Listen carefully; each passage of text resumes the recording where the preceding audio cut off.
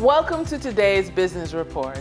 I'm Denise Williams, here to bring you the stories shaping the financial world and guiding your journey to smarter business decisions. Let's dive into the top headlines.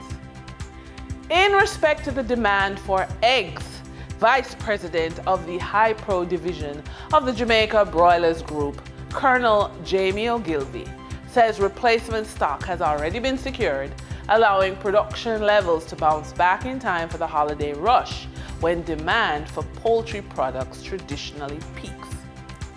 Colonel Ogilvie said the self-sufficient table egg industry lost more than 450,000 layers, or half of its productive capacity, describing the impact as by far the most devastating blow to the sector. He noted that nearly 20% of the birds lost during the hurricane have already been replaced and returned to the market. Acknowledging the continued demand for birds, the Vice President said additional farmers have been contracted to help meet local needs, but he explained that while rebuilding of the domestic industry is ongoing, the importation of eggs has already begun to stabilize supply. He said the Egg Farmers Association will be distributing the imported eggs to its customers as part of efforts to rebuild their businesses.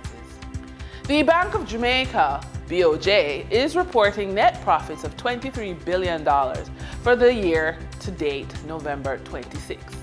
This is slightly higher than the $20.5 billion generated as at November 25 last year.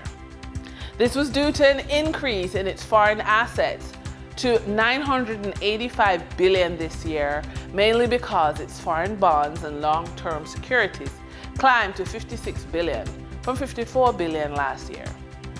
The bank's time deposits also jumped to $890.3 billion from $802.6 billion, while its special drawing rights with the International Monetary Fund zipped to $38.8 billion from $6 billion. For the trading period ending December 18, 2025, these were the most actively traded stocks.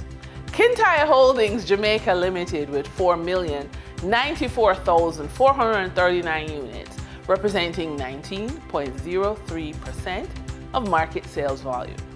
Pan Jamaica Group Limited with 2,504,019 units, representing 11.64% of market sales volume. Trans Jamaica Highway Limited with 1,847,249 units, representing 8.59% of market sales volume. We now shift our focus to the Forex market rate set by the Bank of Jamaica. On December 18, 2025, the Bank of Jamaica reported US $69.99 million purchased and US $47.22 million sold by Forex traders. Forex traders earned $1.88 per dollar, selling the US at $160.59 and buying the US at $158.71. The Canadian dollar netted Forex traders 91 cents per transaction, with selling at $115.03 and buying at $115.94. The British pound yielded Forex traders $6.05 in profits, with selling at $216.42 and buying at $210.37. For our credit report tip of the day, financial wellness training helps employees eliminate debt and manage their income more effectively, which directly supports sustained productivity during periods of national and economic stress.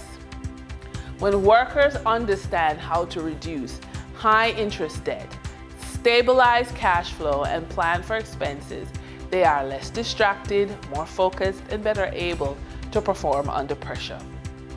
For HR, structured financial wellness training provides a practical, low-burden way to reduce payroll advance requests, absenteeism, and disengagement while reinforcing workforce stability.